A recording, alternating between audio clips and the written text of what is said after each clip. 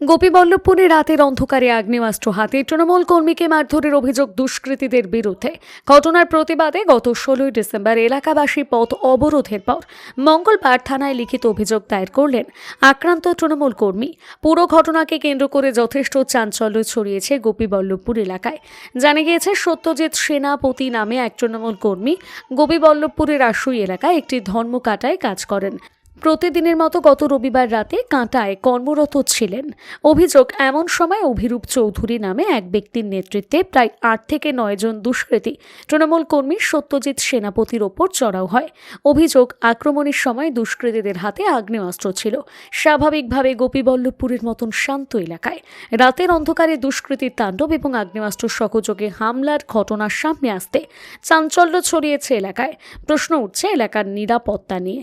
তবে ঘটনার জন্য দুষ্কৃতীদের শাস্তির দাবি তুলেছেন গোপীবল্লভপুর 1 নম্বর ব্লক তৃণমূল সভাপতি হেমন্ত ঘোষ। পাপুন সেনাপতি নামে একজন তৃণমূল কংগ্রেসের কর্মী, সে এখানে একটা ওয়েব ব্রিজ কাঁটা ছিল, ধর্মের কাঁটা ছিল। ওই কাঁটাতে সে বসে থাকতো এবং সাধারণত সে ধানের গাড়ি, চিপস, কুড়ো, বাদামের খোলা এগুলো ওজন করতো ওই কাঁটাতে। রাত প্রায় 10:30 11টা নাগাদ অভিরূপ চৌধুরী নামে এক ছেলে, তার সাথে প্রায় 8 থেকে 9 জন উপস্থিত হয়ে আমার কর্মীর উপর আঘাত হানে। আমার কর্মীর অপরাধ হচ্ছে একটা গাড়ি, একটা ট্রাক, বালি বোঝাই লরি ওই কাঁটায় ঢুকে গেছিল। কিন্তু সেই অভিরূপ বা তার যেসব দুষ্কৃতী ছিল সেইখানে কিন্তু গাড়িটা ঢোকার কথা ছিল না। সেই গাড়িটা অন্য একটা কাঁটায় ওজন করার কথা ছিল, কিন্তু আমার কর্মী সে জানে না।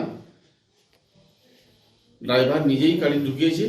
গাড়ি ঢুকাতেই এর অপরাধ, সেখানে কেন ঢুকিয়েছে গাড়িটা, এর উপর চড়াও হয়ে মারপিট করেছে এবং আগ্নেয়াস্ত্র দেখিয়ে একে মারপিট করেছে। তিনি কি আহত হয়েছেন? হ্যাঁ, তিনি আহত হয়েছেন এবং গতকাল ওনাকে বারিপদা হসপিটালে গিয়ে ওনার সিটি স্ক্যান করানো হয়েছে, বিভিন্ন রকম ব্লাড টেস্ট করা হয়েছে। উনি এখন মোটামুটি সুস্থ, কিন্তু ওনার আঘাত আছে।